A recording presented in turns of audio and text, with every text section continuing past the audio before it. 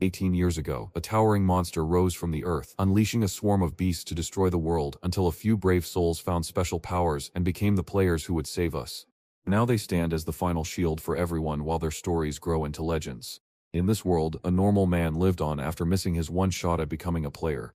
He drops by the guild office, arrives late as usual, leaves a bit of food behind, and then heads off. While heading home, he spots a poster of a powerful young Korean player that catches his eye. He couldn't look away, his heart torn between wishing he could be as talented as the person before him and wanting everything that person had. The players wave their magic spells to battle monsters and feel like they are truly living inside a fantasy world. He was so lost in his own thoughts that he didn't even see the traffic light change to green. After a tiring day, he finally made it home and gave the mailbox a look. As always, he only finds bills and notices with no special letters, and he sighs knowing he shouldn't have expected anything else. And as soon as he walks through the door, his sister Yu Young flashes him a big welcoming smile. He wonders why she is still awake, and she tells him she is just finishing her homework. He suspects his mother is already sleeping and offers to give her a massage. Yu Young smiles brightly, pulling out a chocolate cake to surprise him with a happy birthday wish.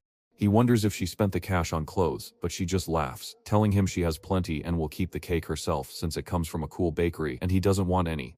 Even though Kim's clothes are torn and dirty, she is so heartbroken that she doesn't even notice. He gives her head a gentle pat and thanks her for the cake, while she giggles and reminds him to look at the letter before they start eating. As he peered closely at the object, he discovered a letter inviting him to join the Korean Players Association. He stood frozen for a heartbeat as it all clicked, only to feel Yu Young's warm arms wrap around him as she revealed her surprise. With his heart pounding with excitement, he looks into his mother's room and suddenly realizes he must make their whole life better. The following morning, Kim stood before the towering association building, taking deep breaths to steady his shaking hands. As soon as he steps inside, a staff member guides him on how to open his status window. His name and level appear on the screen, yet his special powers are hidden behind question marks, leaving him looking puzzled and wondering why that is. The worker shook his head and said that those special skills haven't been shown to anyone yet. A shiver runs through him as he questions whether something truly special lives within him. All of a sudden he hears someone shouting his name. Everyone knows Yusukwa, the superstar whose face is on posters everywhere. Shuku promises to lead Kim inside himself, making the employee hesitate at first because it breaks the rules, but she finally relents since she simply couldn't refuse him. At the tower's entrance, Sukwa guides Kim right through the glowing portal. Inside, they stumble upon a massive crowd of goblins, and when Kim wonders if this is usual, Sukwa reassures her that monsters often gather together just like this. Kim sees this not as a bother but as a perfect chance to learn the basics, where his guide explains the goblin test that requires taking down 100 goblins without using any special abilities. And then without a second's hesitation he springs into motion, cutting through his foes as if they were air. He suggests that spending 4 or 5 hours on a task is a pretty good amount of time. Kim stands in awe as he watches the elite warriors crush the task in under an hour, while the most gifted heroes with special powers finish the whole thing in just 10 minutes. Sukwa doesn't just make loud promises, he proves his words are true by living up to them. With speed that seems impossible, he charges through the horde, tearing down goblin after goblin until the battlefield is finally quiet again after just 47 seconds. Kim is stunned to learn that top fighters usually spend an hour on a goblin or 10 minutes on a rare beast, yet Suku managed to crush both in less than a single minute. When Kim looked confused, Suku explained that special powers let players master skills in months that would take normal people years, and right before they finished, he asked if Kim had ever heard of the Angela Guild, which is famous for having so many young members. He wants to gather the most talented players with special powers to help build an even greater guild. Just before walking away, he thaws out one final goblin and whispers to Kim that it is time for her very first true battle. As the goblin lunges forward with his axe high, Kim holds his sword steady, ready to carve his own way through the fight. 5 years later, a sword whizzed through the air as a goblin leaped backward in terror. Kim stayed firm and kept breathing hard. Just a short distance away, a curly-haired man and an armored friend are talking about how the 100 Goblin Challenge is becoming popular again. Kim stared at his status window, then punched the ground in anger because even with his special powers, it took him more than an hour to defeat a single goblin. At the age of 18, he was welcomed into Kim's group, yet after 5 long years, he has remained stuck at the very first level. The view shifts to a forest, where a goblin lies cut perfectly in half. Kim cheers the whole group on for their hard work, and then checks to see if anyone has grown stronger. One guy grinned and admitted he'd done it after just a few kills. Kim chuckles, noting that leveling is super quick right now and promising to reach the 2nd floor by tomorrow. Before flying away, he tells them to meet him at the entrance first thing in the morning. As Kim walked off, a curious voice asked if he was famous while another person whispered about the strange rumors surrounding his unique power. The leader gazes at the glowing goblin stone and insists that if his story were true, Kim would never be stuck on the bottom floor working as a guide, while the brunette wonders if anyone below rank 2 even exists. The leader tells everyone that Kim isn't part of the ranking, yet the gossip keeps spreading anyway. Everyone calls him the unlucky guy who can never level up, no matter how hard he tries. Kim slips away to a quiet corner, where a small group of players like to gather. Knowing a goblin is about to appear nearby, he grabs his sword and gets ready to fight. He attacks and swings his weapon down, but the goblin quickly spins his wooden spear to catch the blow before it lands. Even tiny goblins can be a real headache for a brand new adventurer. After fighting hard for a long time, Kim finally pulled it down. As the sun dips below the horizon, Kim wanders through the guild hall, counting his empty coins after selling the crystal and buying potions, letting out a heavy sigh of frustration at having no money left. The office door creaks open as Tayo walks out with tension in his step. Kim asks if he's finished, and Tayo just nods without saying a word. Kim stepped inside and turned to ask Taz what was wrong. Looking away, Tyke says Tayo will lead Kim's squad from tomorrow on. When Kim asks about this, Tay says it's all because of the gossip surrounding the team. Before Kim could even answer, a voice shouted that the Angel Guild had just reached the 75th floor. The host shares that Angela aims to reach the highest floor ever, and the city is buzzing with excitement because a huge celebration is planned for tomorrow. Kim points out that fans treat players like gods, even though they are just regular people, and Taz nods in agreement, reminding everyone that anyone can become a star. Kim kept silent while the report changed to cover a dangerous S-rank gate opening in the United States. With a massive reward hanging in the balance, the government turns to Korea for help, but Kim hardly even flinches at the news. The screen flickered to black, and Tick frowned in annoyance, wondering who had just turned it off. He demanded Kim his paycheck and praised him for a job well done. He points out that Teo looks tough on the outside, but his guilty face gives him away. According to him, Kim tells him not to worry about saying sorry. Taz asks Kim if she can start her next shift a little earlier. Kim later finds Sunpill, who is Suku's cousin, waiting for them at the entrance. The unexpected moment sneaks up on him and fills him with warm memories of Suku. The guide brought the crew together to meet Juan, while Sungwoo and Hanul welcomed him with warm smiles. Kim tells the group they have 5 days to master the training floor before heading down the forest path to learn the basics. As the sun begins to dip below the horizon, the team wraps up their training and takes a well-deserved break. While the others get the camp ready, Kim quickly boils some meat to make a warm soup for everyone. Juan wondered if Kim's level would ever change, but Sunil tried to stop him from asking while Kim insisted they could ask whatever they wanted. Kim told the group that the fight was a breeze because goblins on the first floor are weak and easy to spot. The practice floor is merely a warm-up for the fierce battles ahead. So long as they keep their skills sharp, they will be ready. He warns them that each floor is guarded by tough monsters who are a real challenge for even the strongest guilds, but defeating them means finding amazing rewards. Seeing Hanul and Sunpill trembling with fear, Kim calms them down by explaining that guardian battles are uncommon and can be won if they follow a solid plan. As darkness falls on the 4th floor, a green orc sprints wildly through the dead trees only to trip over a stone and crash down. Just then, another orc rushes up and brutally kills it. After that, the guardian orc begins to tear into its own flesh and eat it. On the second day of training, the team faced some large but sluggish monsters on the 2nd floor, which made the fight much simpler. By the 3rd day, the camp erupts into chaos as goblins and orcs clash in a wild, risky dance that Sunpill soon realizes was all part of Kim's clever plan to let the squad gain powerful new skills safely. Later that night, Sunpill spots Hanul quietly writing in her diary. While she worries about which class she'll end up in, Sunpill tries to give her an answer while brushing his teeth, making everyone laugh. After resting for the night with just 1 day left before reaching the 5th floor, they prepare to move on. While our hero moves on, their mind can't stop racing through the tough obstacles that lie ahead. When they reached the 4th floor, they found tougher and faster orcs and goblins waiting, so someone suggested setting up the same trap they used before. And rush forward with their attacks, driving the orcs backward. Our hero keeps a sharp eye on the team as a sudden gust of dust starts to whip through the air. He waves for everyone to retreat quickly because he thinks a guardian orc is close by. He snatches his bag and bolts, but Juan trips and gets hurt right as a huge orc towers over him. As Sunil leaps in to take down the orc, the goblins snatch the chance to wound Han. Kim knows that true training is a serious matter where even a single careless slip could put the whole team in danger. Suddenly, a giant protector steps out of the swirling dust just as the orcs charge forward to fight. Kim shouts for everyone to run and tosses a smoke bomb to hide their escape. Kim cuts through the chaos, screaming for everyone to keep moving until they stumble upon a hidden cave where they can finally stop and catch their breath. Damel questions the strange monster, and our hero replies that it is the guardian of the 4th floor, appearing out of nowhere without any clear reason. Anil is panicking because Hanul will not wake up. The goblin threw his poisoned spear, and it struck deep into the skin, leaving a nasty wound behind. Kim frantically searched through his bag for the antidote, but it was nowhere to be found. That item must have slipped out of their hands as they ran away. He feels awful about the error, yet there is no time to dwell on it. The whole squad stares at him, holding their breath until he can come up with a plan. Kim stood up and told us he was going outside to look for help and would be right back. They warn him about the dangers, but Kim charges straight onto the tutorial floor like a fearless hero and launches a flare into the sky. He quickly slips behind a pile of rocks just as an orc walks right past him. The guardian throws off the usual rhythm of the monsters, making it very hard to guess how many are lurking nearby. With only one smoke shell remaining to mark his location, he realizes he cannot afford to fail, and chooses a new path to climb the hill and call for help in just 3 minutes. Before he could take a step, a huge orc lunged and knocked him to the ground, leaving blood at his lips just as his smoke bomb rolled off and filled the air with a thick cloud. Kim grits his teeth, forces himself to his feet, snatches the signal pistol, and fires a shot straight up into the sky. Kim takes a desperate break for it, letting the thick smoke help him push past the pain.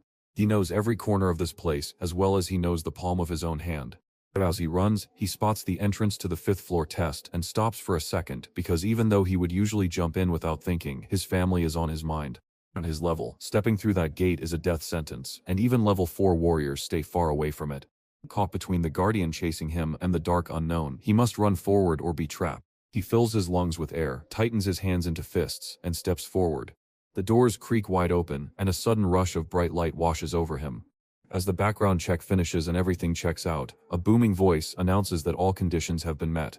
Kim opened her eyes to see a huge green field, where a robotic voice told her that the challenge had been made easier and a test to hunt a goat was now beginning. He brings the goat down with hardly any effort at all. But a flood of new alerts shows that he not only passed the test but also unlocked a mysterious power he couldn't name. Kim is shocked to find himself alive after the test that was meant to kill him has finally ended. But before he can move, a sudden burst of black energy freezes him in place. A voice shouted for his name, but our boy was so terrified by the endless darkness that he barely heard the voice curse its bad luck for having to deal with a clumsy noob like Kim. It pushes him to pick a name and build a bond with it. The system tells him he has to name the person asking for a reply. Kim's eyes flew open to find his sister and Taz standing by his bed, shocked to see him awake. Taz revealed that he was discovered knocked out on the 5th floor 2 weeks ago. When the guild players spotted his signal flare, they raced over to see the guardian running away. Kim takes a deep breath of relief now that she knows Sunpill and the whole squad are safe. Standing later by the window, he calls his mother to tell her that the insurance will pay for everything. He promises to give her a ring as soon as the doctors give him the green light to leave. Even though he feels something has shifted after passing the 5th floor, he realizes he is still just on the 1st level. Ring suddenly appears on his finger, and now he steps outside the Korean Association building. As Kim steps back through the portal, hushed rumors begin to ripple through the crowd. While new players practice on the 1st floor, everyone watches him closely as he walks along the forest path. Someone wondered just what made Kim so famous. His friend explains that the guide can no longer grow stronger, yet a man in gloves steps forward to say the real reason has changed. The heavy door swings wide to reveal a terrifying swarm of towering orcs charging out. Kim, who earned the scary title Tutorial Killer, faces the charging goblins with their weapons high without a shred of fear. Suddenly, the ring on his finger bursts with power and a dark sword springs into his hand. As he steps into his fighting position, a deep red light begins to glow around him. The monsters pause and hold their breath when they smell danger coming. Kim dashes forward and slices them down in a split second. As he swings his blade, it paints the air with glowing trails of power. He leaps into the air and strikes one last time, sending their bodies flying everywhere. While battling, he recalls Ego's plea for a name, and with a grin, he chooses to call himself Lu. The status window flickered, and Ego let out a satisfied smile. Kim can connect with Ego, keeping his own power steady while watching Lu grow stronger with every enemy he defeats. Kim looked at the bag of purple stones, still shaking from the terror of facing just 2 orcs. Now gathering crystals from them has turned into a genuine challenge. A month ago, he was chilling in a green forest and looking at his status window, and now it shows he has found a rare power to link with Ego's. He is thankful he made a dash to the tower right after the hospital, knowing his sister will be furious about it. After 5 long years of no change, his information window finally updated, and he knew he couldn't afford to stay in one place. Right then, he was completely lost on how to reach out to his own ego. He began shouting a spell and waving his arms wildly, but nothing happened. Kim sat down in frustration, realizing how silly he must look to everyone watching. Right when he's almost too shy to even bring up Lu, a sudden red flash erupts and summons a floating sphere, with Ego's voice announcing that Lu has been called but still has no physical form. Because Kim has no idea what he's supposed to do, it is up to Lu to save the day. Suddenly, the sphere began gobbling up the dark and light energy swirling around it until it greedily sucked in everything nearby, snatching Kim's bag of crystals and his clothes right off him. The wind is so strong it nearly tears his underwear right off his body. As the strength drains away, a black demonic sword drifts down to hover in midair. Kim looks at the sword in shock, thinking it really is Lu, only for the blade to snap its red eye open and call him an idiot for asking the same question again. Kim grabs the sword and wonders what an ego really is, guessing it might be like a soul, but Lu quickly shuts him down by saying he is hopelessly wrong. Lu, now safely cradled by Kim, complains about being handled too lightly, and when Kim wonders if he can move on his own, Lu simply shakes his head and says no. Afterward, he wonders if an ego can have a new owner, and Lu tells him that this only happens if the current owner is okay with it. Before Kim can ask another question, Lu warns her that if the owner dies, his spirit dies too, making any act of betrayal useless. Kim, drawn in by the mystery, presses Lu to see if he can feel pain, only to hear the same impossible answer once more. He reaches out and grabs the stone instantly, without a single second of hesitation. A pop-up asked if he wanted to feel pain, so he clicked yes to finally show Ego what real life feels like. After fighting the latest orc, Lu grew stronger, earned new levels, and saw his stats rise with every enemy he defeated. After the fight ended, Kim saw that Lu was a veteran of many battles and became curious, so he asked if Lu ever thought about the good old days. Lu confessed that remembering those days made his murderous urge so strong he felt ashamed. Kim was taken aback by the surprise, but Lu quickly praised Kim's cool attitude and steered the conversation in a new direction. They ended their search with a backpack heavy with crystals. Kim urges him to step out the gate next time, but Tacit shakes his head and warns him against it. 4 American soldiers recently lost their lives because they sadly walked through a dangerous C-rank gate, thinking it was a harmless F-rank entrance. For the first time in 23 years, strange gates began to appear right as Kim met Lu. He casually shrugs off the moment and lifts his glass for a drink. Taz gives him another warning, but Kim remains silent. Before Kim walks away, she thanks him while Taz cracks a joke about him being a tutorial killer and tells him to stop it. As the elevator doors slide open, Kim glances at his phone and realizes he has no choice but to go through with it because his loan payments are leaving him with almost no money left.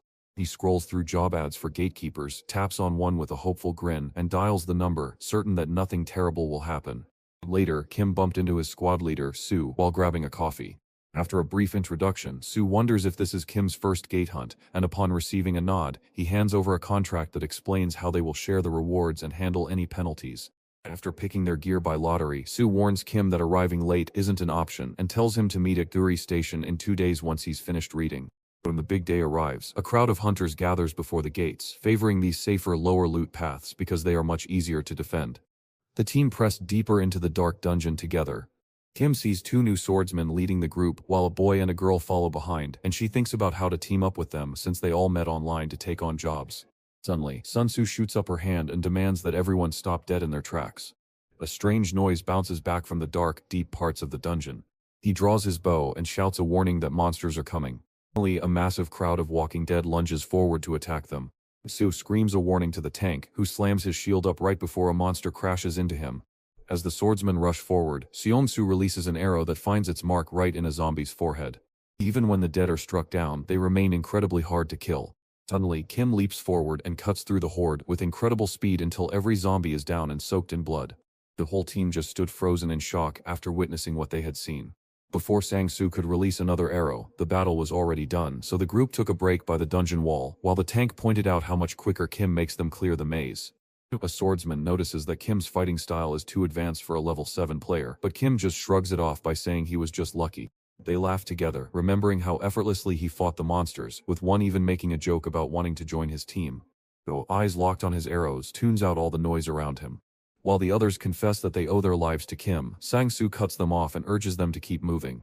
Kim went to check on Lu, who was grumbling about how terrible the zombie blood tasted. Kim waved the concern aside and declared that the room where the boss sits is locked tight. They spot him slipping back into the shadows, where he leans in to whisper secrets while sharing nervous glances with his partner. Inside the boss room, they discover massive steel bars blocking their way, which were probably set there to trap the monster. Tong starts to explain his plan, but the tank interrupts him, reminding him that they already know the basics. Seong-su frowned deeply and warned his team that even a single slip-up could destroy all their hard work. The blonde swordsman mutters in annoyance while the sorceress clenches her jaw and holds her tongue as Sue's piercing gaze pins them both in place. He dissolves the metal bars with a secret liquid and sneaks into the boss's room without making a sound. Seong-su scaled up to a high rock ledge and shot a lightning-filled arrow that struck the giant monster with a powerful boom. The boss, red with rage and eyes burning, lashes out with wild swinging fists. Bion lifts his shield to block the attack, but Taesik smashes right through it and sends him flying while the swordsmen rush in to slash at the boss's tough skin. Suddenly, the boss flips his strategy by curling into a ball and shielding his head, which makes his defense so high that any more attacks become pointless. The squad leader gives Kim the signal to strike since his strength is their only hope, and Kim leaps high into the air with his sword held high. As he keeps soaring, a voice inside his head tells him that his bond with Lu is getting stronger. Kim swung hard, sending a crackling bolt of red lightning ripping through the air. The swordsman inside the tank stared in awe as a message popped up declaring the Talon Gate Guardian defeated and awarding experience points, leaving the girl and Sanguid wide-eyed with shock. Our hero froze in his tracks, unable to believe the sight before his eyes. Suddenly, a new alert pops up telling him he has unlocked a grisly ability called cannibalism, which lets him grow stronger by devouring dead bodies. With the boss lying flat in the center of the room, the squad takes a quiet moment to look at the mess they've made. Yinglong and the swordsman seize Kim by the shoulders and immediately start demanding his phone number. Enrici snaps everyone's focus and proudly displays the deadly dagger they found that can paralyze anyone. Just as promised, he told the group that they had to draw lots to divide up the treasure. The tank ruffles Kim's hair and teases him about taking the dagger. Kim scowled and declared that whoever did the work should keep it, promising to stand by the worker, but the others just laughed at him for pretending he couldn't see them. After 5 years of guiding others, Kim can usually spot what people are thinking, but something feels wrong about how they are acting. Across the room, Sue and a girl sit perfectly still, but they are definitely hiding a secret. The squad leader reached into his pocket and pulled out a handful of bones, preparing to divide the spoils among them. The swordsman and the tank lock eyes before the tank leaps into the air and slashes his blade straight for Sue's heart. Before the blade could strike, Sue snatches the attacker's arm out of the air and flips him backward, sending the tank crashing to the ground as he clenched his teeth. He glanced up and wondered if this was all a trick, but Kim stayed silent and gave no reply. He already knows everything, so if you make even one mistake, he will be ready to kill you instantly. Dio froze in his tracks, trembling with fear as he waited to see what Kim would do next. The tank insists it was all meant to be a joke, but Kim knows he almost got Sue killed. Kim watches a girl with burning eyes hold a dagger she drew so fast, Kim didn't even see it happen, proving she isn't a mage but something far stranger. Kim still remembers how Sue didn't even flinch when a knife was held against him, just staring straight at the blade. Kim squints his eyes and demands to know who they truly are.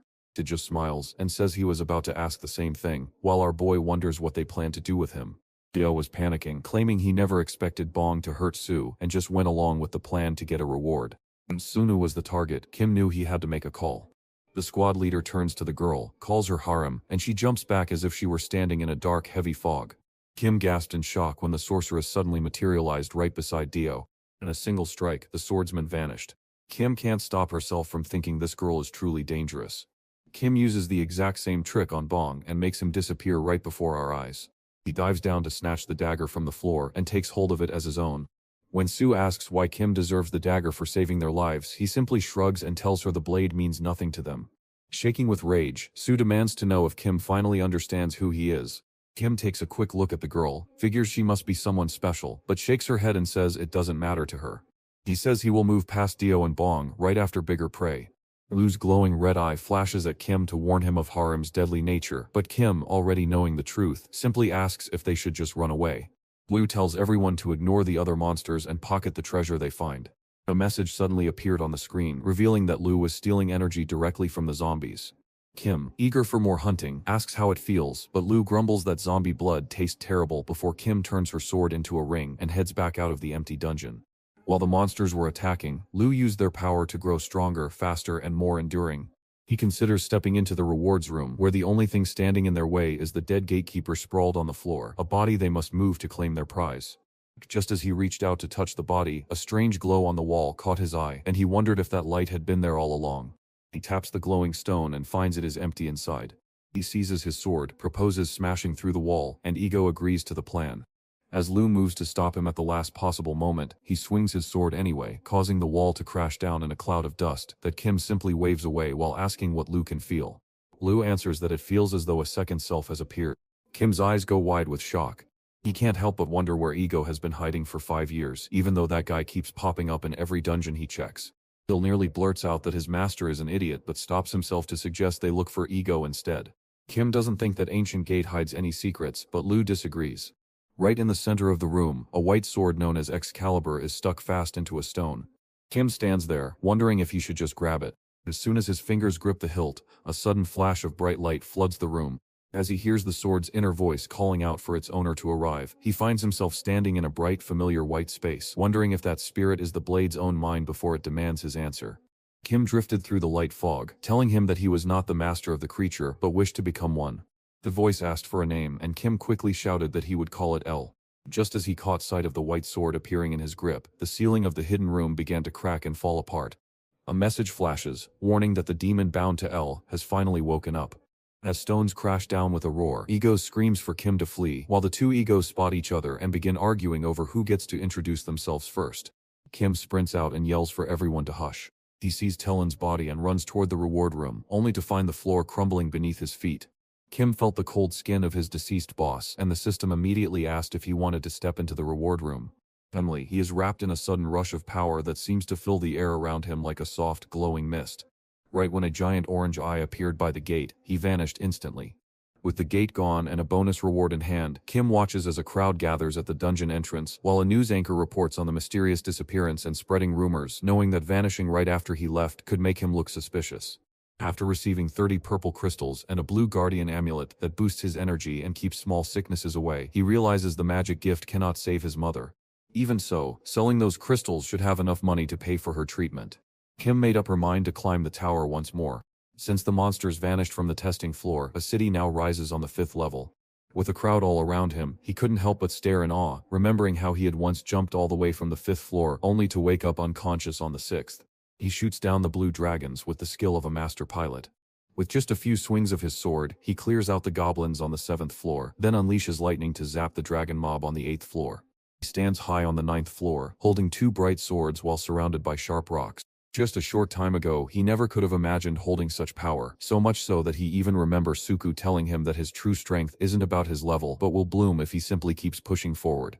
Kim smiles at his glowing rings, happy that his power has grown from the strange split event, and while he wonders if the sealed giant eye inside L is the reason for the boost, L only apologizes for having no memory of it. Kim sees that Lu's ego is growing stronger, so he glances at his info window and decides it's time to go hunting for even more ego. As Lu asks where Kim is, she grins and says she knows the perfect spot, so the scene moves to an auction hall, where bidders compete over an old vase until it sells for a massive 170 million. Kim looks into the crowd and wonders if Egos feels anything, and since the rings say he does not, it makes sense because he is so rare. Next, the auctioneer brings out the last prize, a bracelet of wounds that makes healing happen much faster. It was a big shock to find out that the rings were actually a symbol of pride. As Kim walks the street with a frown, complaining that the auction feels too tiring and expensive, Lu reminds him that the bracelet is the star of the show, while Elle mocks him for being broke. Even so, Kim grins because his dagger, which was meant to be so deadly it could stop a heart, just sold for nearly 100 million. Once he walked out of the store, he called Taz to say that gathering a team is much tougher than battling monsters. Taz gives him a serious warning to watch out for anything near the gates. Kim stood at the crosswalk and thought that being stuck at the first level without any gear meant he could not level up or come up with his own tricks. With little else to do, he laughs with Taz about signing in to celebrate his new rank, while Kim watches him climb the tower at a slow pace since Lu must keep feeding on blood to stay strong. He shows off his fresh beef purchase, but Lu jokes about him being cheap even after earning a big wad of cash, only for Lu to rush and apologize when Kim reminds him how he is speaking. Kim tells the story of how he has always worked hard to earn enough money so that Yu Yong would feel safe and secure. While climbing the stairs, he spots something gleaming that draws his attention. Suddenly a spark of energy crackled through the air, making Kim wonder if it was another gate appearing. Kim understands that if the gate's witnesses tell the association where it is hidden, their situation could turn into a real mess. Whoever finds the gate first gets to attack it and sell the rights. Taz keeps a sharp eye on the gate, guessing just how near it is to Kim's house. But as he rushes over to check on Kim, he suddenly chokes on his breath and spills his coffee all over his clothes. Kim is now ready to step through the gate and claim his rights, but he must remember to stay safe while doing so. Taz praises his progress and tells him he'd like to have a chat. At the cafe, Taz asks if Kim feels sure of his abilities, and Kim admits he is far stronger than he realized while confirming they are on the 11th floor, a fact Taz already knows. Basic drops a heavy truth on Kim, giving him just 4 days to get ready before they finally meet up. If he isn't ready, no one will let him leave. 4 days later, deep inside the headquarters basement, Kim stood there and took in all the weapons and protective gear hanging on the walls. Tech thought he might have guessed wrong about the group, so he asked Kim if she wanted to join as a member or just hang out as a non-worker, but Kim said no to both because she wasn't ready to commit yet. With Tayo's face still fresh in his mind, he remarks that the guide team will disappear once Tayak takes the role of chief. Tais shares that Teo has joined the Caravan Guild and changed greatly, so when he rolls up his sleeves, Kim wonders if he brought a weapon for their training. Tas chuckled, teasing that Kim must think he's just a regular office guy for believing that. He gives a quick wink and turns his hand into a tight fist. Kim's eyes went wide with shock and he raised his hands to protect himself as sweat poured down his forehead, while Tayak, looking confident, told him not to underestimate a top ranker because he still had what it takes. He lifts his hands as a dark aura wraps around him and calls out to Kim to charge at him. Kim pulls his hand out of his pocket, admitting he can't defeat the boss, but he refuses to just stand there and wait. His amber eyes go wide as the boss's foot rushes straight toward his head in an instant. Suddenly a loud boom erupts directly in front of him. He clenches his jaw and shoves his foot hard against the ground. As Tasik drops to one knee, Kim leaps backward with his sword drawn. Tasik shoots him a doubtful glance and wonders if he is truly prepared, while Kim realizes that the top-ranked players are on an entirely different level. Kim frowns and urges him to get serious, warning that losing focus behind the gate means the game is over. Kim scowls and admits that he was a little too arrogant. He clenched his jaw, telling himself that while he wasn't ready for everything, he wasn't walking in blind either. 4 days ago, we were at the game items market in Dongdaemun. Kim holds his phone to his ear, acting like he is talking to someone else while complaining to Lu that his equipment is far too weak. He glances away and insists he can't roll around with such things, suggesting they check for ego instead. Elle tells him she will tell him right away if the package ever makes its way to her. Kim walks by a shop selling war gear and stops to look at a plain metal armor that offers only 9 points of protection. Looking through the glass, you can see the mannequins wearing outfits that look like military uniforms. He looks at the price tag and winces in shock. Just as the scene changed, a glowing green display popped up showing off a set of leather armor that cost a mind-blowing 1.3 billion. He dropped onto the bench, complaining that the cheap items are too weak while the good ones cost too much. Behind them, a child yells in anger, calling his grandfather a mighty master. Another person in the crowd questions what's special about gear with no item info, causing the boy to grumble and walk away while bragging about his grandpa's skills, only for a man to reply that a shop with no real trade is worthless, leading Kim to step up and ask the boy to take him to his grandpa's store. The kid smiles and says yes. They step down the stairs and found themselves in a dark place. Kim feels a bit uncertain, but Lu and Elle don't mind at all, noting that the kid's outfit shows off some serious confidence. That kid holds a lot of power, even though it's all borrowed. He grins, swings the door wide open, and tells his grandpa that someone is here to see them. Just as Kim steps inside, Misu leans forward to boast about just how amazing his grandpa is. Kim's eyes suddenly went wide as if something shocking had just appeared before her. He walked into the room carrying all his gear, only to find that the only things inside were just his own thoughts and pride. Lu can't believe that ordinary people are the ones building them. But then they notice that egos has no sense of self, which leaves them feeling whole only when something is missing. Kim stood frozen before the green screens until a gray-haired man approached to tell him to leave, warning that he'd never see the true value of what they were selling. Old man Wong, who was tired of people not understanding him, was shocked when Kim told him he really wanted to buy his things. Wong says he isn't selling the gear because most people don't know how to use it. Kim wonders if Wong would sell the weapons if he could actually use them, so Wong tells him to check out the place and leave, but Kim starts listing all the weapons' features just by looking at them. Wong stares in shock while Lidley challenges him to test the sword's power, and Kim simply nods in agreement. After handing over another weapon, Wong asks if his deepest desire is to pass it to someone who will truly value it.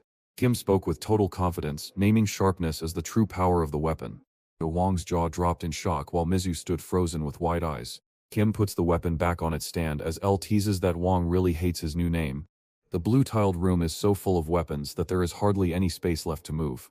As the training went on, Kim and Taek finally stepped in to test each other. Kim zooms by so quickly that he leaves 2 bright trails flashing behind him. And Hez remains steady, effortlessly dodging the strike while calling out that Kim's sword is wavering and warning him to hit the vital spots with real force. Knowing his opponent is a former champion, Kim tightens his focus to get ready for the fight. He swings one more time, but Tasik slips away from the blow with ease.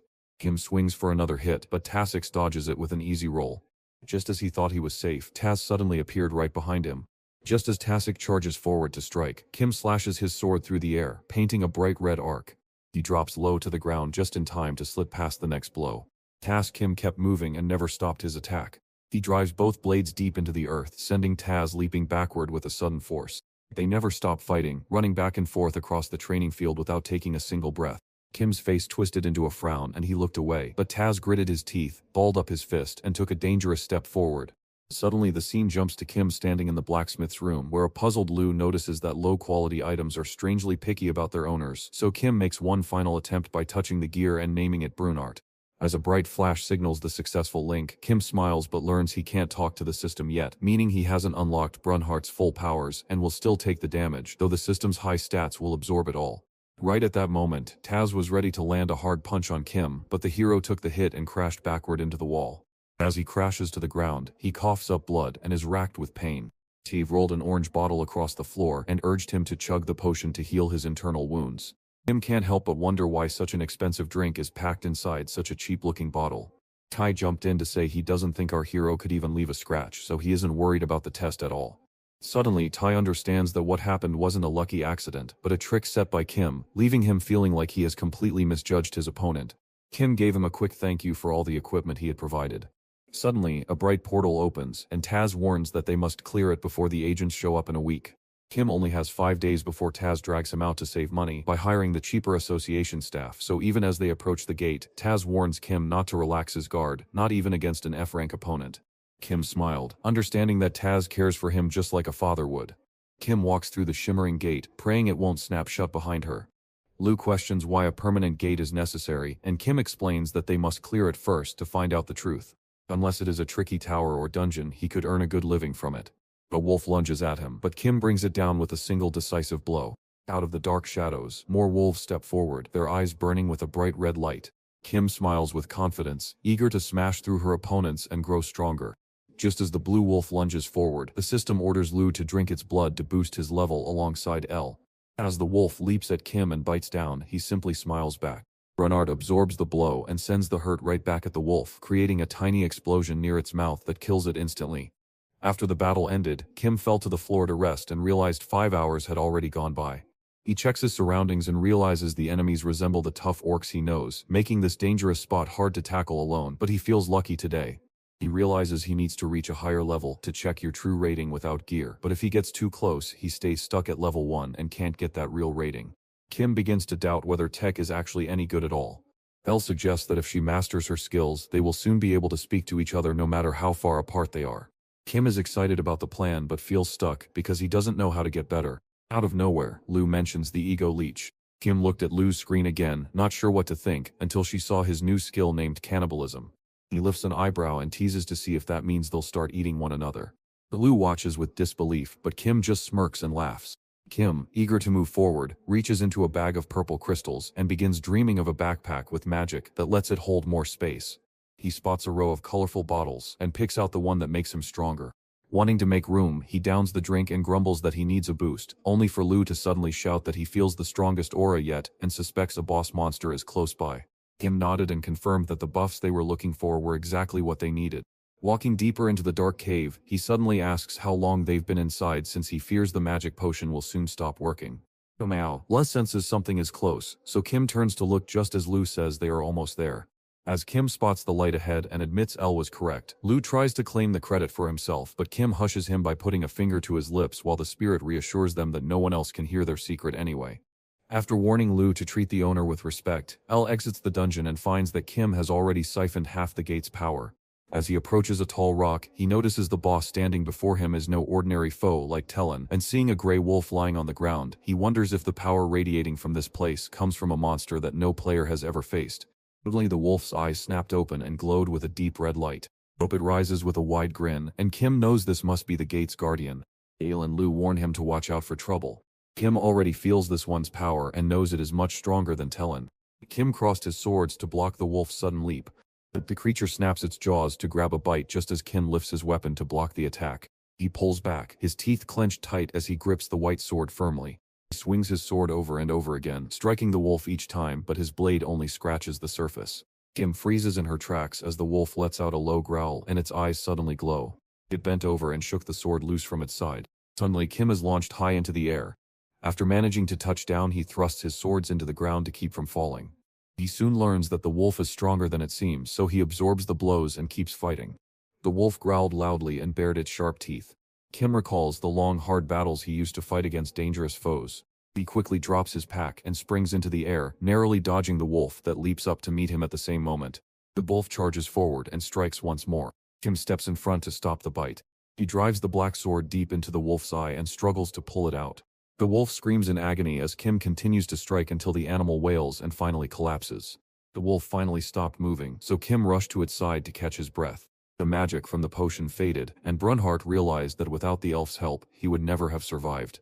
Thinking back, he sees that Tellen was nothing compared to this. The wolf steps forward to end the fight and thanks the wolf for allowing him to deliver the final blow. The system signals that the hunt is over and gives the player a boost to their experience points. As the black sword drank the wolf's blood and lit up, a new message told him he was suddenly faster and gained a skill called cannibalism that restores his energy whenever he takes a big hit. Kim stood frozen, staring in shock at the messages before her. As Lu began tearing into the fallen monster's corpse, a few drops of its blood fell right onto Kim. He clutches his sword and watches the wolf's body tear apart until the system announces that Lu has absorbed the wolf Chanyong and turned it into an ego, leaving Kim sitting on the ground with the crystal, confused as Lu admits he has never heard of a monster becoming an ego. Kim turns to Elle for an answer, but Elle is left speechless with no words to give. Kim brings his hand up to his face and looks away, lost in deep thought. He looks over at the black sword and asks Lu if the wolf's ego is inside him, but Lu shakes his head and says no. Kim looks away while trying to make sense of things, then opens his status window to check his details. Kim sees that the name written on one of the spirits he collected belongs to the wolf. His eyes went wide, and for a brief moment he almost shouted the move's name, remembering how loud he had screamed the last time that the whole place shook. This time he chooses to hold on to his power for the future. He stood up, excited that his new cannibalism skill was proving to be quite useful. To make things even better, he also grabbed a shiny blue crystal that was far superior to the purple one he already had. Feeling confident, he heads straight for the reward room before suddenly freezing and panicking, leaving the egos completely baffled by his sudden change. Kim suddenly recalls the enemy he just beheaded and urges everyone to rush into the reward room, where he must touch the gatekeeper's body to enter. He shouts that Lu ate the wolf while standing there feeling terrible, as if having a black sword made him a criminal everyone hates. Since the sun never goes down inside the gates, Kim chooses to begin her search on the second day. Ru calls the situation a waste of time, so Elle urges them to pack up and seek help before things get worse. Kim refuses to go along with the plan because he fears that if strange things happen again, like in Guri City, everyone will start to suspect him. He knows the gate might crash down and cause big trouble if he leaves, so he decides he has to sort it out himself no matter what. Our hero smiles when Elle praises his sense of duty, but Lu suspects his master is actually hiding his own mistakes. Kim hisses at Lu to keep silent, noting that Taeyuk will arrive in 4 days to help them escape the coming trouble. You'd be wise to settle on a choice before Taeyuk arrives. It was the third day and Kim looked everywhere but found nothing. After taking a bite of the candy, he asks if destroying all the monsters and spirits is really worth it, and the spirits agree that it is the right move. Our hero slashes through the pack of wolves, clears out the caves they ignored, and brings the final enemies down. On the 5th day, Kim strikes a wolf down with a powerful blow and declares that it is the last one. Our hero looks ahead to see what happens next because Tai is arriving soon. Kim scanned the dark cave around him, wondering if he was about to cause a massive explosion inside it. All at once, the spirits shouted together and his eyes went wide as a burst of golden light revealed that Lu and Elle were right. The gate's power was pooling in a single spot. Kim scowls and yells out to ask their location, and the spirits reply that they are standing right where the gatekeeper usually hangs out. Back at the guild office, Tasik admitted that if Kim had just arrived a little later, he would have gone in himself. He wonders why Kim took so long to reveal the truth when she could have cleared everything up in just a few days. As he washed under the warm water, Kim told him that he managed to take down the gatekeeper on the very first day, but since the wolf's body vanished right after, he was unable to reach the room where the reward was waiting. Kaz wonders why Kim was late, and Kim explains that he had to finish dealing with the last few monsters. Kaz remembers seeing Kim carrying a bag heavy with crystals and finally understands why there are so many of them everywhere. Our hero says that once he takes down the final wolf, the power from the gate will flood into the boss room.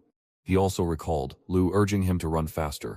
Kim shouts that he has reached his breaking point, but as he steps outside, a blinding burst of golden light floods out so brightly that everything instantly turns white. His eyes went wide with shock as if the whole world was rushing together into one place, while Kim just stared at the glowing golden pieces floating into his hand. The system chimed to let him know he had gathered ego fragments and offered to take him to the reward room. Asik stood under the warm water, letting the spray wash over him as he tried to make sense of everything that had just happened. Kim's sudden suggestion that the gate was made of egos left him completely stunned. Tass told Kim he'd give her 50 million for the crystals in the gate, and she was very grateful for his offer. After stepping outside, Taz asks Kim if he is on his way to the hospital, but Kim replies that he is actually stopping by to see his family instead. Cass offered him a ride, and after a brief pause, Kim said yes. He looks the other way with an embarrassed shrug while Taek zooms off in his shiny pink car. Inside the hospital, Yu Jong's mother only cared that Kim was safe, so after a brief talk, Kim went to get his sister a soda and left Taek to stay with her. She told him thanks for watching over Kim, but Taek insisted that he was usually the one being looked after. While Kim reminds Yu Jong to relax before his exams and jokes that he should buy her a guardian amulet, she playfully tells him to stop teasing her. As the grandma strolls past, she stops to ask if he is Yu Jong's older brother. Then she quickly looks away, squeezes Kim's hand to tell him he has great energy. He simply thanks her, but as Grandma is about to leave, she suddenly turns back to speak to him again.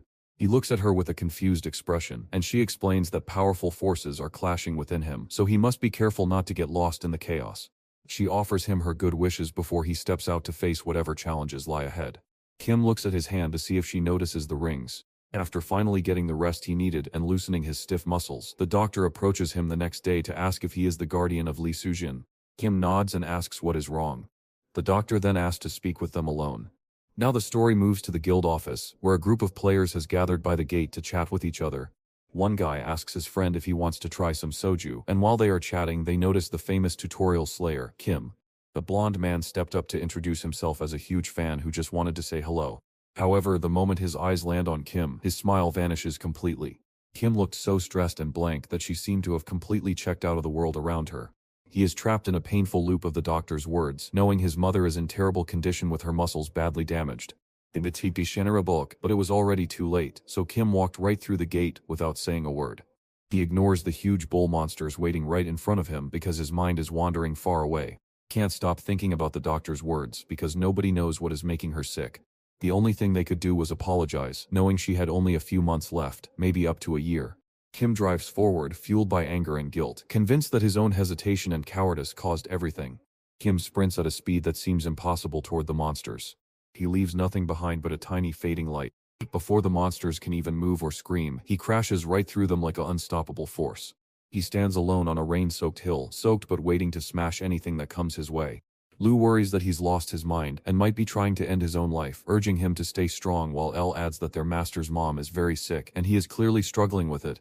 At the same time, Kim walks through the busy crowd on the 90th floor, drawing every eye with the heavy backpack strapped to his back.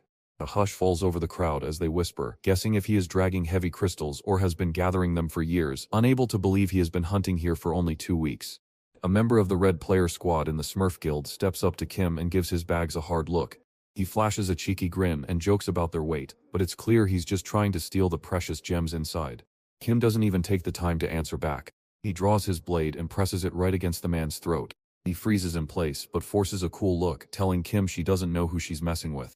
Kim glares at him with red, tired eyes and orders him to stop talking and turn off. He gives him a final warning to never touch anyone else's belongings again.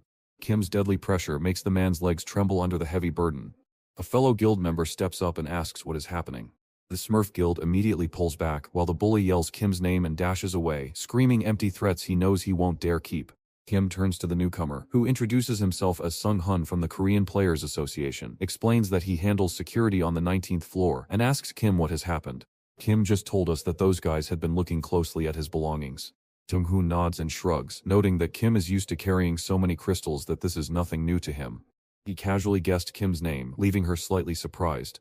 Later, Kim sat across from Taek and mentioned Sun Hun, and Taek asked if Taek really had to drag an innocent man into this trouble and turn him into a wanted criminal.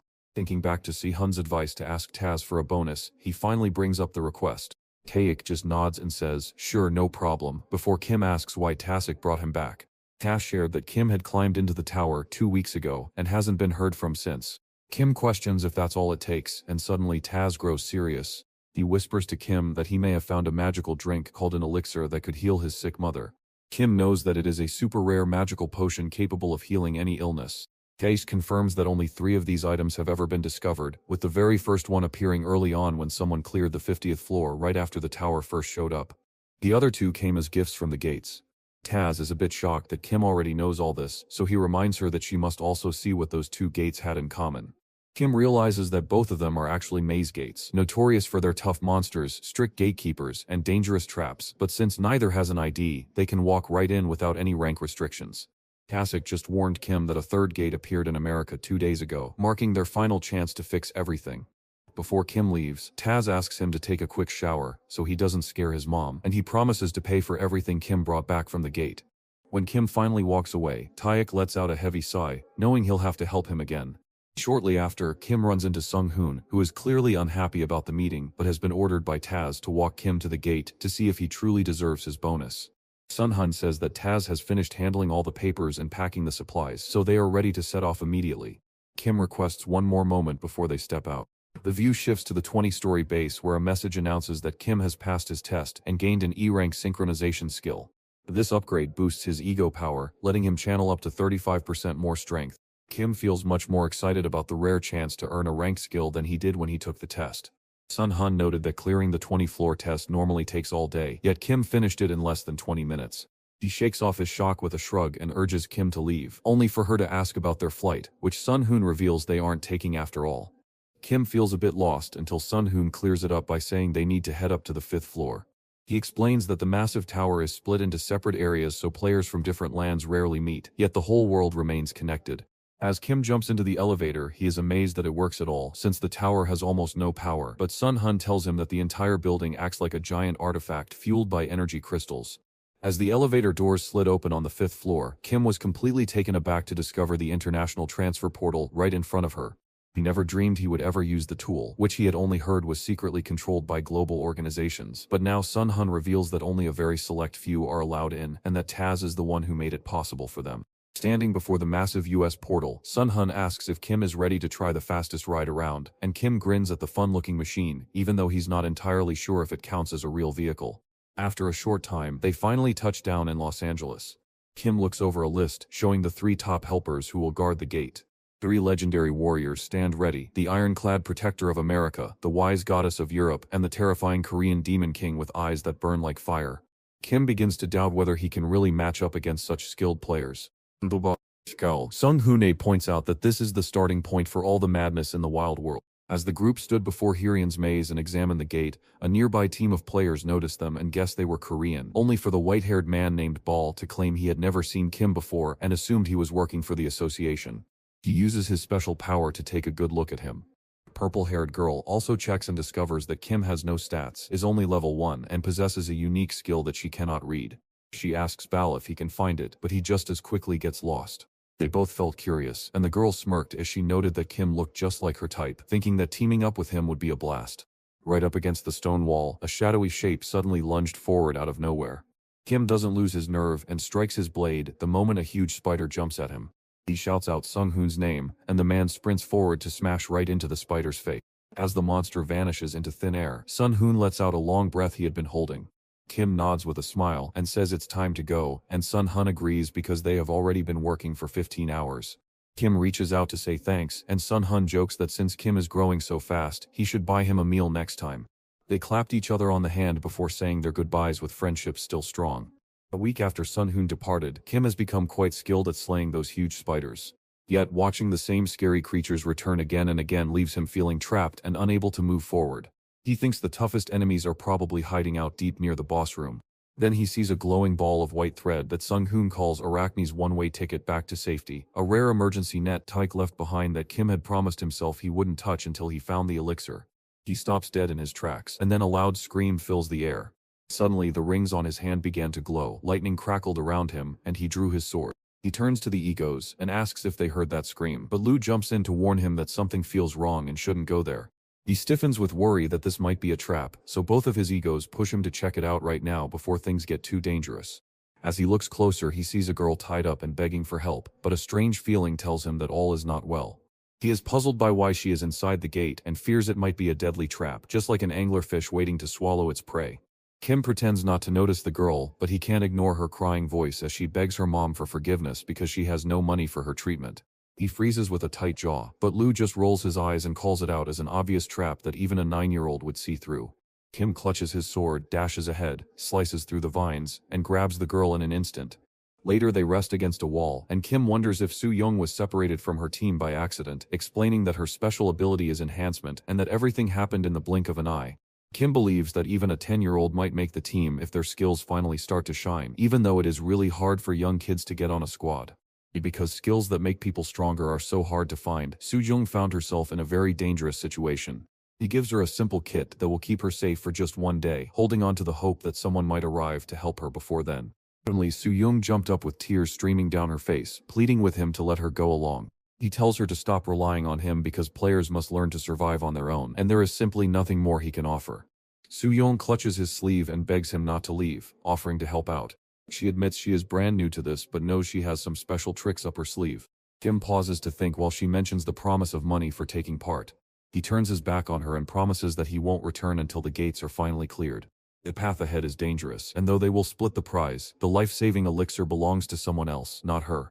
She looks surprised and asks if this means he is really bringing her along, so Kim confirms it, but warns her that if she slows him down, he will simply pass her to another team because he isn't there to watch over her.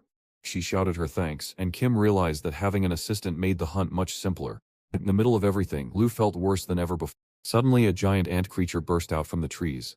As he approached, Soo-jun swiftly lifted her hands to buff him right after Kim gave her the order. A surge of magic twisted around his leg. Kim didn't pause for a second before rushing forward and cutting through the monsters with sharp, exact blows. They fell to the ground one after another, just like flies struck by a swatter. Suddenly, a different beast charged him straight from the front. Kim quickly dropped down beneath it and then hit upward. Before anyone could even blink, the beast went completely still and collapsed onto the ground.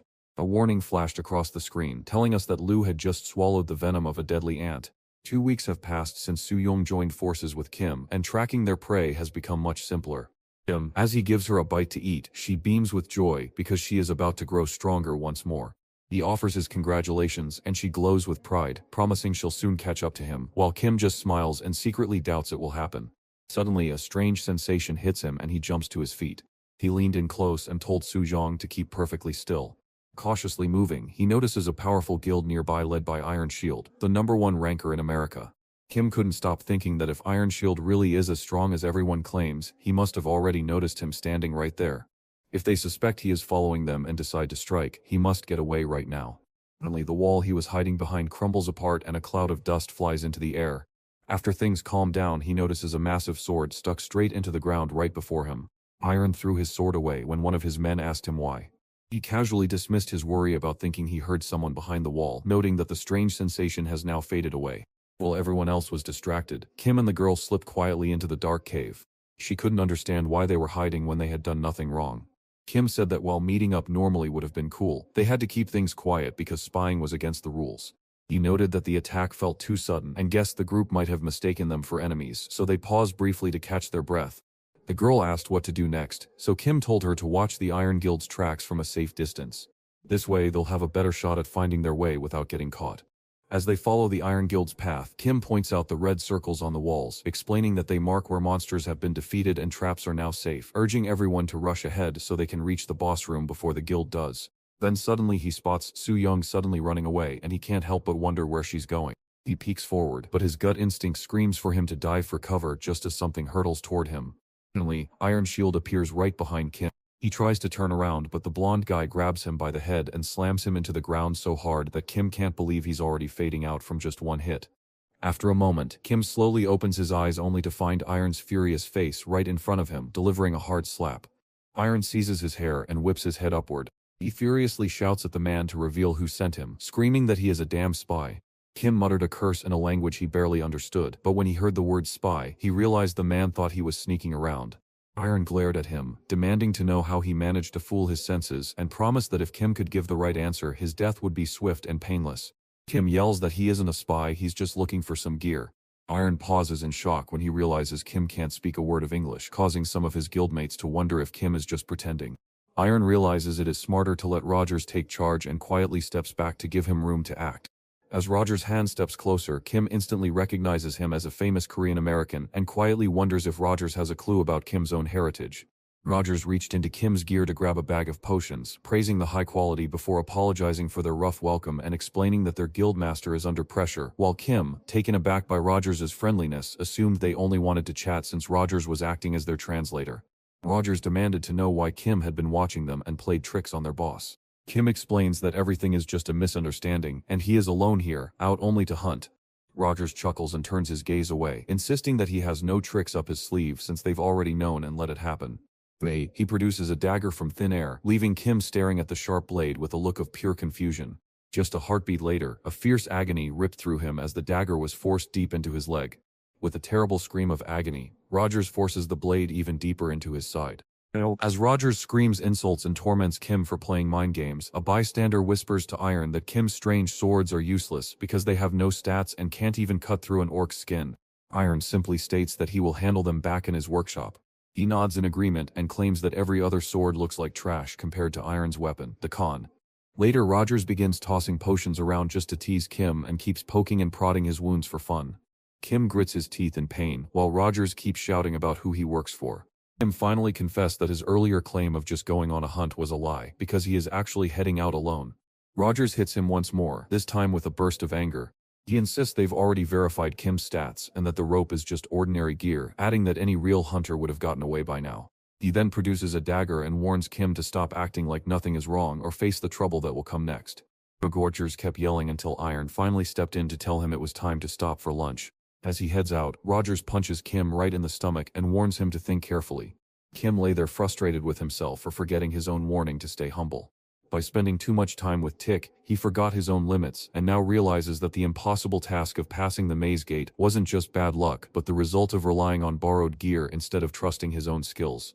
Suddenly, a girl appears out of nowhere, casting a spell to watch them from far away. She leads her guild and informs her master that their target is just 2 kilometers out, noting that the Iron Guild is likely sweeping the base right now. Then she looks to her guildmaster for guidance on their next move, only to find him silent and watching.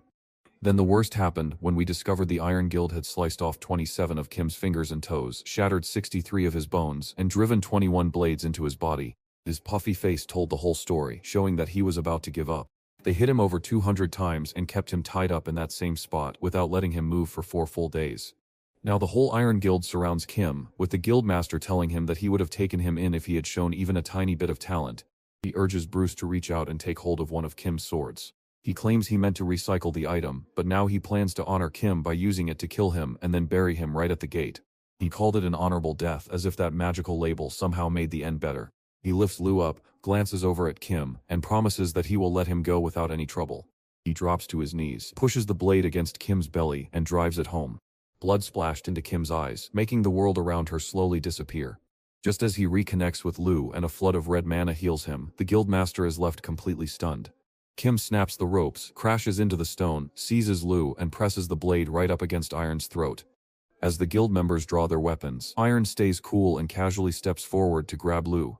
He suspects Kim holds a dangerous power that feels as dark as a demon king, which leads him to believe the girl chose him for a very specific reason. Iron believes she is only playing around with him just for laughs. Kim struggles in vain against Iron, realizing he cannot cause any harm, while Byron, shocked that Kim slipped past all defenses, even a demon king couldn't, invites him to talk things over.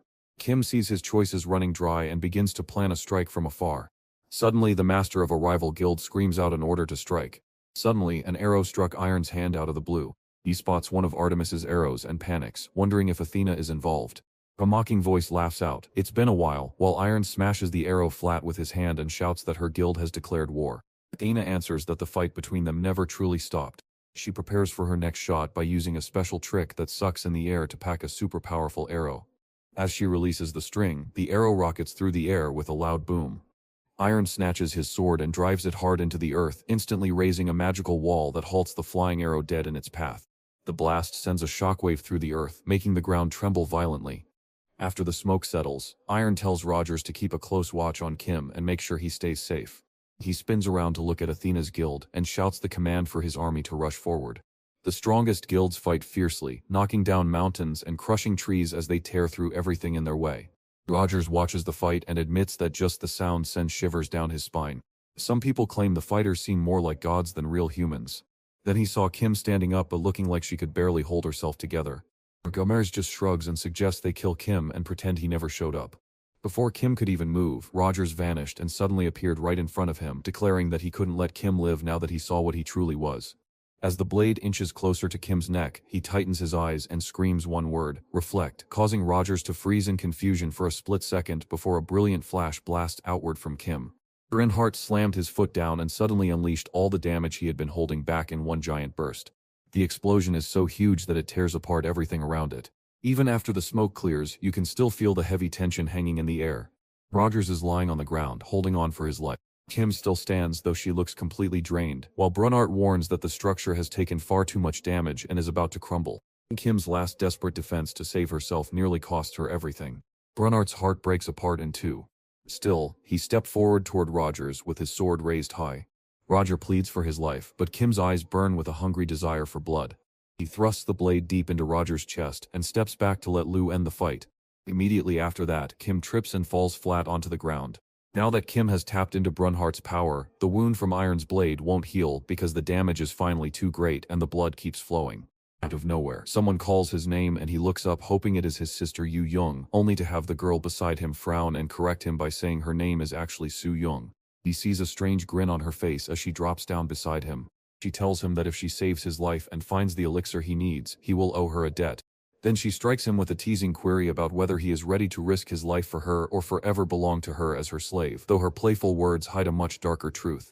Kim paused for a moment before finally lifting his hand to speak. He said he just needed one more hand to bring Iron down. He balled his fist tightly and vowed to bring the Iron Guild down.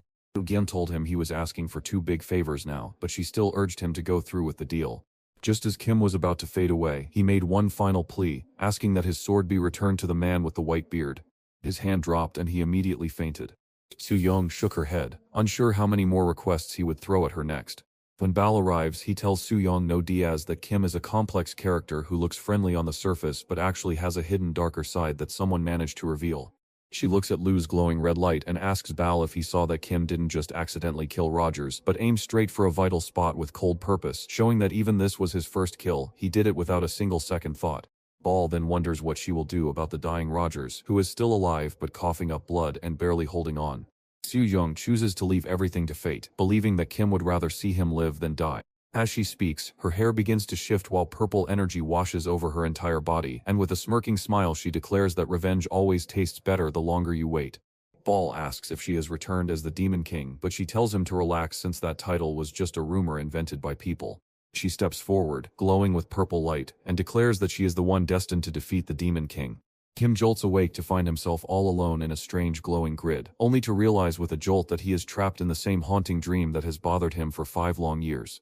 Bo's arrival once drove the nightmare away, but now the terror has returned. As his hand brushes against the strange, cold surface, every forgotten nightmare from his past rushes back into his mind. He realized he was trapped in a tight stone well with no way to reach the world outside. The rope in his hands feels like a harsh reminder that he can never climb out on his own without someone lifting him up, a sad truth that even his dreams seem to mock him with. When Kim is swallowed by despair, the weary-looking Lu arrives to warn him that their bond has already broken once before. He wonders just how long Kim intends to keep it. Lu wonders if borrowing strength from others is truly different from simply using their power, especially since the strength Kim once had still belongs to him whether he earned it or got lucky. Kim looked right at the scary demon and demanded to know his name. But before Lu could get his words out, someone else jumped in with a voice of their own. He turns to find Elle shining brightly like an angel, telling him her power belongs to him and begging him not to lose hope. Kim's eyes jerk open as he sees Bao standing right there, watching him. He casts a strange glance at the man and begins to suspect that Su Young might somehow be connected to the Demon King. Bao tells the man his sword is right back where he needs it, and while Kim is surprised to see his boss so full of himself, they are all happy that their master has finally woken up. Bao advises Kim to stay still and rest for now, even though his potions have healed his wounds, because he needs to avoid moving too much. Suddenly, the earth beneath them starts to rumble with terrifying force. Kim looks up and sees Su Zhang hovering in the air as cracks begin to spread everywhere. Just as quickly, the ground splits open in a strange burst of light. Kim questions what is going on, and Bale answers quietly that a monster command is in effect. Suddenly, a massive metal monster erupts from the earth with a fiery head and swirling magic, only for Ball to casually point out that this is Junt, the maze's master. Kim stood there, battered and confused, staring at the strange figure before him and whispering that this must be the gatekeeper. Ball nods in agreement but warns that things are far more chaotic than they seem, a thought that makes Kim realize the chaos he has been fighting against, even as Haran stares into Su Young's eyes just as flames stretch toward her. She remains perfectly calm, drifting through the air with not a worry in the world. The monster's eye glowed brightly as a giant doorway appeared behind it, dragging everything in its way right into the vortex. Kim stared in shock at the strange gate before him, unable to believe what he was seeing and demanding to know what kind of gate this actually was. Ball orders him to move aside and warns that being pulled in means certain trouble. Kim clenches his hand so hard that blood drips onto the grass, carving a red circle right into the earth. An invisible bubble wraps around him and Kim, and while he wonders if it's a dome, Suku quickly jumps in to study it. The glowing bubble around them keeps the monster at bay. Suddenly, bright blue shapes burst from the doorway, and 5 lizard monsters followed by a giant armored one charge straight at Sujong. She stands firm and calm, while monsters rush at her from every side. Suddenly, a surge of violet energy called ink flame explodes outward, causing the monsters to scream in terror as a massive sword wreathed in blue and violet fire rises into view. Soo-young raised a single finger. Once inside the barrier, Kim stood frozen with her mouth hanging open. The sword radiates such a powerful aura that Kim recalls Rogers saying these artifacts are known as deities. The heavily armored monster spun around to stare directly at the sharp sword. Suddenly, a burst of purple energy slammed down from the sky, rattling the earth and scattering black lightning everywhere. Suddenly, a massive crack splits the ground apart. While it gets cold in the big room with tall columns, a tiny chest holds a purple bottle that glows. Lu can't stop smiling as he celebrates his victory with a high five from L, while Kim quickly closes the chest in disbelief that the legendary elixir is actually real. Later, Soo-young Bao and Kim stood by a high wall together, but instead of feeling better, Kim only felt more confused. Soo-young assures him that she kept her promise to seek revenge, warning him that she won't give him an easy victory, while Kim simply nods and asks if Soo-young is truly her birth name. She smiled and told him she was Korean. She tells Kim that both she and Bale possess a special potion, and then she hands her own to Kim. He can't stop wondering about the reason behind it. She tells him that getting this power is part of their deal because his body is too weak to take revenge on its own. They are still chasing Hyrian, and this is one way to put money into that chase. Kim gazes at the glowing drink and remembers that in his past, he would have given up his own life just to get it. Now he's stopped comparing himself to others and will find his own path, knowing that Lu would call him out for any doubt but take pride in him for staying the course. Kim asks what she needs in exchange and playfully offers to serve her forever. Sejun laughs and explains that things are not quite like that. Kim is still shocked that she only asked him to be her student. She tells him that he's still not strong enough and must return once he has climbed past the 50th floor. As her fingers brush against his cheek, sparks fly from where they meet. Kim, puzzled by the sudden noise, holds up the glowing elixir bottle and declares that its appearance proves they are in this together. After sitting on a rock, she tells him the elixir has no magic yet but makes the world sharper, and though she sees his strange swords, she insists he drink it first before she teaches him how to make one even stronger. The first lesson learned is that this path is too risky and must be done perfectly. Outside, the warriors fight their way through a sea of ash and thick mud. Kim stands frozen, gripping his white sword tightly as Elle and Lu warn him that Soo-young is a dangerous person who cannot be trusted. Kim begins to tremble with confusion as he looks over at Iron. Iron clutches the girl tight and locks his eyes right on Kim. He explains that everything was just a trick by the Demon King, revealing that Soo-young had already defeated the maze boss while he wasn't looking. Kim simply declares that whoever takes hold of something makes it theirs to keep. She urges Kim to keep moving and stay on her trail, but as Kim breaks into a cold sweat, he begins to wonder if she might actually be the Demon King. He shouts Iron's name, then suddenly screams for him to turn around as Kim raises his sword and declares he's going to kill him. Iron looks puzzled for a split second, before grinning as if he already knew this was going to happen. Kim began to wonder if he had been tricked. Suddenly, a flash of purple light appears, and Iron rushes forward with his sword swinging. He whispers to Kim that he has changed completely, now becoming the Demon King himself. He raises his sword high, prepared to finish the fight right now. The story shifts back to Kim inside the castle as he swallows the magical drink. Suddenly, a bright violet light begins to pulse from within. A message flashed on the screen telling him he was getting better, but right then, a crushing weight slammed into him from the inside. His eyes pop open and begin to shimmer with a bright pink light. As Bao and Soo-young keep their eyes on him, Kim swears he feels no change at all, only a little bit better. After taking a breath to explain that the elixir simply unlocks hidden skills with only minor physical effects, Soo-young watches as a tiny boost allows Iron Sword to zoom past Kim's face in the heat of battle, proving how much a small change can mean for survival. He narrowly escapes as the sword crashes onto the ground with a loud boom, forcing Kim to shove himself backward to create some space. Soo-young had already told him about the elixir's power to heighten his senses, and now Kim was finally experiencing that sharp awareness for himself. Now that Iron's blur of speed finally clears in his mind, he can see exactly where his quick attacks are landing. From afar, Soo-young nods his approval at Kim's progress toward leveling up, though Kim understands the reality that his current elixir isn't strong enough to defeat a pro like Iron Shield just yet. Soo-young explained that for now, his only move was to sidestep and wait for his chance to attack, warning him that he wouldn't smash a fly with a sledgehammer. Kim recalls that Iron never truly lowers his guard. His calmness isn't arrogance, but rather the quiet strength of someone who never feels the need to prove how powerful he is. Just as she had hoped, Iron quickly gathered the clues from their short talk and finally understood what was really happening. Just as Sujong predicted, everything unfolds exactly as planned, prompting Iron to finally take the fight seriously by summoning his sacred weapon, Kalon, and letting a surge of magical energy ripple outward around him. He lunges directly at Kim, his sword sweeping through the air in a massive circle. Kim steadied himself to meet the blow head-on, holding on to the advice Sujong had given him. When Iron takes this step, he cannot pause or shrink back, but must stand his ground and face the enemy with his own sword. But things quickly go wrong when a spark appears on Earth, waking up to drain the power from Kalon. Iron stood stunned as El explained that his low power level could only absorb a tiny bit of energy before the entire exchange ended in an instant, leaving Blue to notice how thoroughly shaken Iron looked. Iron stumbled in shock as his unstoppable blow was stopped, and since he lost his power source, Kim quickly grabbed the moment to run backward and put some distance between them. Now it is time for the last move. He reaches into his pack and pulls out the glowing thread balls that belong to Arachna. As soon as Iron spots Kim running away, he goes crazy and charges forward, screaming that he won't let the guy escape. As Kim tosses Iron the bird, a thread loops around him in midair.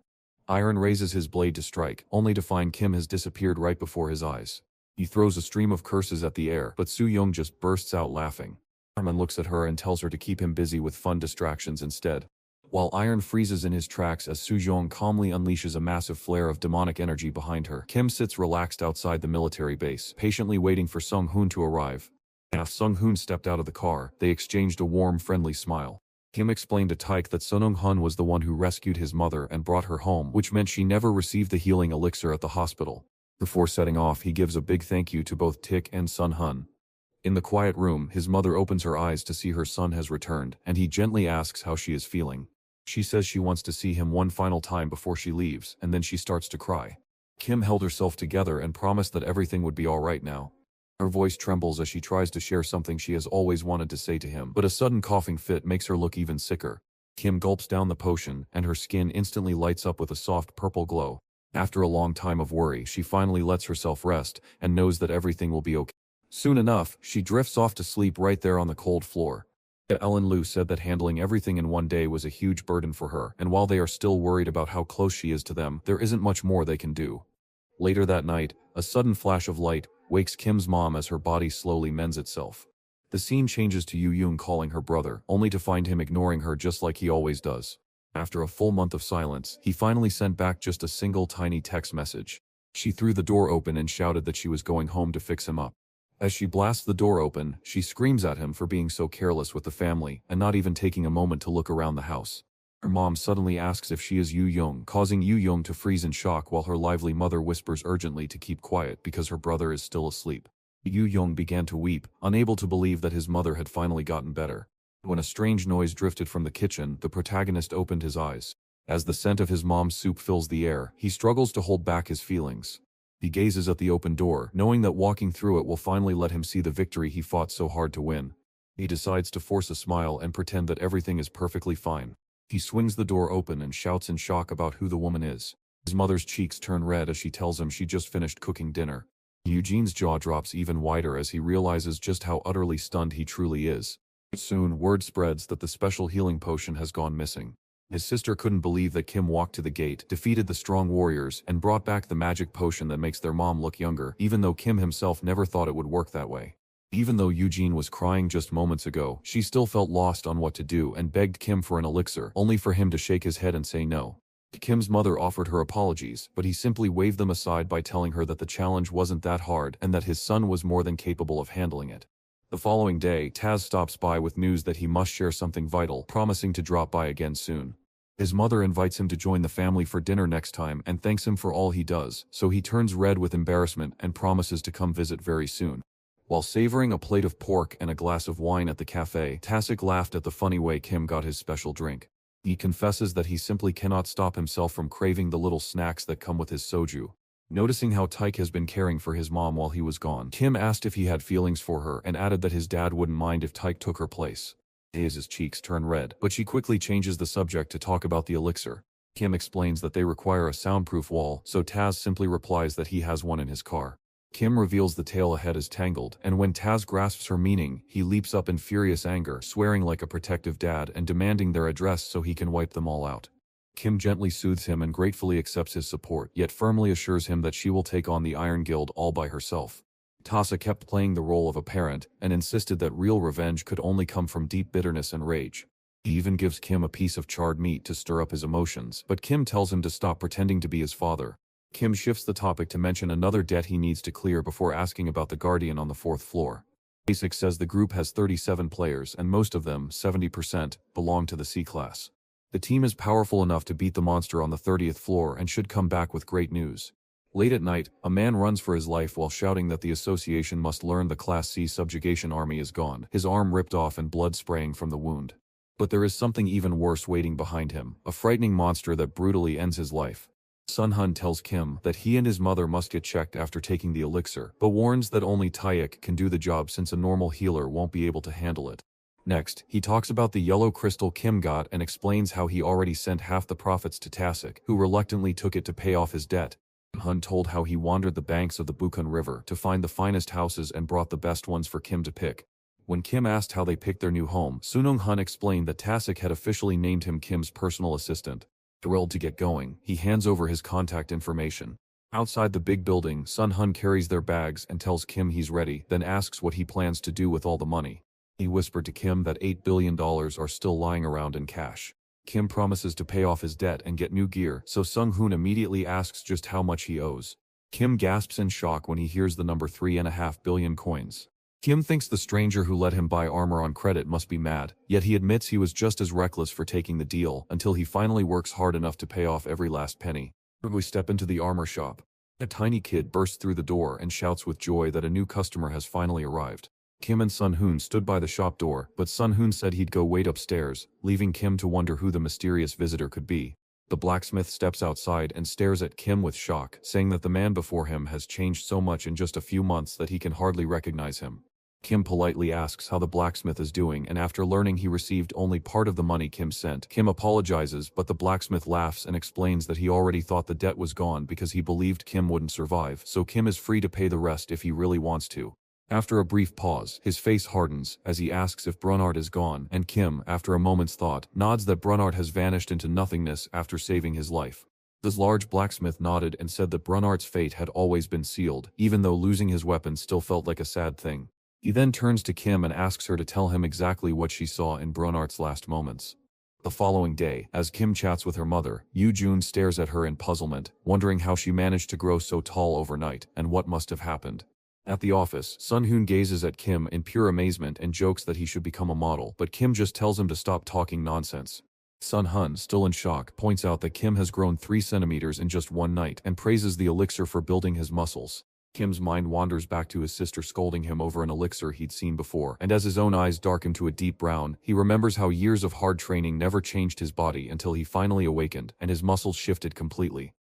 Suddenly, a window flickers open to reveal his body changing shape, while Kim mutters in confusion, only for Lu to laugh at him for being weak and Kim to snap back and tell him to shut up. Later, Sun Hoon reveals he has Kim's test results and begins with the stamina check, joking that 25 years ago Kim would have shattered Olympic records, to which Kim frowns and asks why they are using such old standards when neither has ever seen the Olympics. Sun Hoon just gave a smug grin and told Kim he was only around level 10, which made Kim snap back that he should have said that from the very beginning. Sung Hoon warns him not to be shocked by Kim's incredible mana control and SS potential, which signals a top-tier class, but when Sun Hoon demands that Kim at least act surprised, Kim calmly replies that the Demon King already told him everything, so he is just keeping it cool. Taz walked in to see if Kim was finished, and she confirmed she was done while asking how his mother was doing. Tasik reassured him that she was in perfect health and possessed a surprising strength worthy of a grown man. It is even more shocking that a normal citizen like her can now use items, leaving Kim stunned as she asks if this is really true. Taz promises to explain everything later but wants to talk about something else first, so he asks if Kim has been hunting recently. Kim explains that he needs to step away for a moment while El finishes soaking up the power inside Khan. Lao offers a quick apology, but Kim tells him not to worry. Taz asked Kim when she would be back, and Kim said she'd probably return after the weekend. Taz suggests leaving next week free, and Kim wonders if something is bothering him. Tass tells us they've lost touch with the Class C army and are scrambling to build a Class B team instead, and when Kim asks if the 4th floor Guardian has been caught, Taeyik says no, which leaves Kim in shock. As that the real trouble is the monster has started hunting players just to grow stronger. Right then, Sung Hoon steps into the room and chimes in, eager to add his own voice to the talk. Kim discovers that the Class B subjugation army is actually a massive raid squad of over 30 members, with most of them being Class B players. With no class to attend, Kim takes a gulp of the elixir and begins to grow stronger. We arrived at Tasik's office, where he told Kim it was time to take the official class assessment and assured him he could stop worrying about bringing any items. Taz suspects Kim is currently a Class D fighter, but he's convinced the boy's hidden talent will soon lift him up to Class B status. He told her that a player needs to reach level 100 to join Class B, but Kim is confused because the rules for potential seem too fuzzy to understand. Iktasa explains that despite its name, potential is really about how much mana you can manage and use to fight better, showing that flashy abilities and high levels don't always determine a player's strength. In the end, only real growth matters, but privacy rules now stop players from checking their levels, so Kim worries he'll feel strange once he finally unlocks his class. Tak agrees that everyone will notice if the tutorial slayer suddenly rises to Class B, and while Tai insists there's no hiding from the spotlight, Kim just wishes he could enjoy his new fame without the unwanted stares from the Iron Guild. Taz receives his warning but gently reminds him that he can't choose his class on his own. Kim suspects Taz has a plan because he told Kim to keep his schedule open. Taz thinks Kim will take the assessment because earning a class changes how others see you. Kim feels stuck and wonders if there is anything else he can do. Taz suggests joining a guild just for the raid and offers to set up a meeting, but Kim worries no one will accept a stranger who might leave right after, so Taz brings up the list. Kim Dong, the captain of the Child Guild, steps forward to tell everyone that he is the one leading the raid. He says they will be leaving right after roll call and can't wait to start working with everyone. While two groups relax nearby and the others greet him with thanks for letting him join, Sunil jokingly reminds them that saving his life makes this welcome the smallest thing they could possibly do. He also says their guild is just there to lend a hand and not the ones leading the charge. Kim chuckles and notes that at least they aren't just carrying supplies, suspecting a battle is on the way, while Sunil doubts they will truly get to fight beside the legendary Dong. Kim suggests that Dong could be promoted to Class A, and that moment is when the real danger begins. Kim didn't mind the praise much since titles like Demon King or Iron Shield meant more to her, but Elle insisted the girl was special, while Lou just chuckled and said Kim's expectations had gone way too high. Anal jokes that Kim looks much more handsome lately, but Jae-won teases him about getting plastic surgery, while another guy scolds him for being rude, and Lou agrees that Kim's cool new vibe makes him look totally different. Kim insists he didn't have surgery, but Lou chuckles and calls that story a weak excuse, since Kim just grabbed some classes to feel taller. Sang-hyun confesses his jealousy and dreams of having such a skill, but Lou only teases him while Kim steps in to shut him up. Just as the group prepares to leave, a Class B soldier shoots them a sharp warning look. Up on the 4th floor, Dong ordered the search team to go after the Guardian while the rest of them relaxed, and they all nodded to say yes. Later, while the team relaxes, Kim checks them out and realizes that Sunpil is the archer, Hanul is the mage, Sunwoo is the swordsman, and Juan is the tank. Curious, he asks Sunpil what their guild is called, and when he hears Morning Star, everyone bursts out laughing. Hanul told them that the name honors the moment Kim ran from the cave to get help, a brave act that shines like a morning star of hope. He notes that Kim can now let his guard down and chat more freely because he no longer has to act as their guide.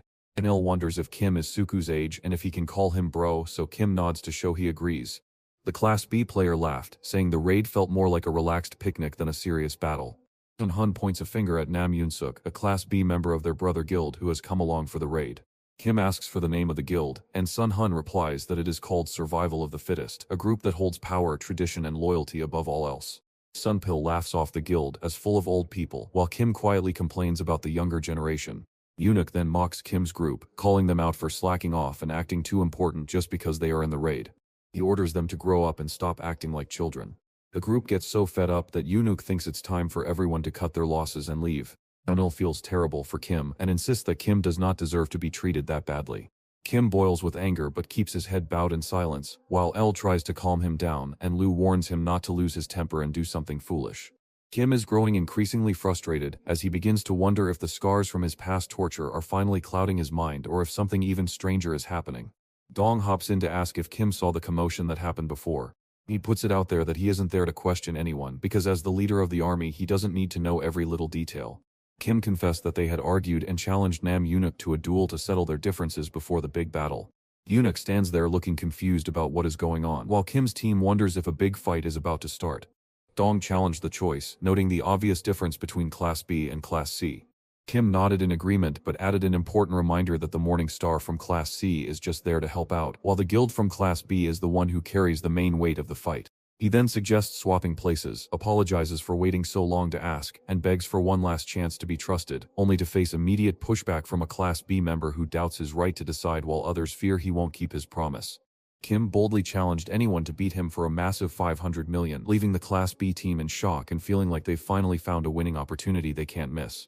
Dong is completely stunned, realizing now that what he felt earlier was truly real. He immediately agrees and declares that he will lead the subjugation army under this new rule. They meet on a field where they must fight without weapons, and without going too far, stopping only when one side decides to quit. Snell gripped Kim's sword steady, while she took a careful step back, her heart fluttering with doubt about the distance between them. Lu casually noted that the stronger fighter will always gain the upper hand as they bond, so Elle just warned Kim to stay alert. The Class B player lets Kim start first because he wants to stretch out the fight for fun and dares Kim to prove his true strength. Kim felt a chill run down her spine and she couldn't shake the feeling that something was wrong. Kim notices that his Class B opponent looks full of gaps, but he worries it might all be a trick. And instead of getting stuck in his head, he chooses to rely on his quickness and makes the move first.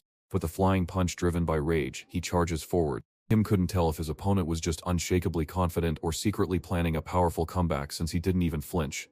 But there's no turning back now, so when the count reaches 0, Kim will dodge the attack and rush forward to strike. Kim throws his whole body into a powerful punch that hits his rival in the stomach, knocking the guy flat on his back. The man has fallen unconscious and lies still as if dead.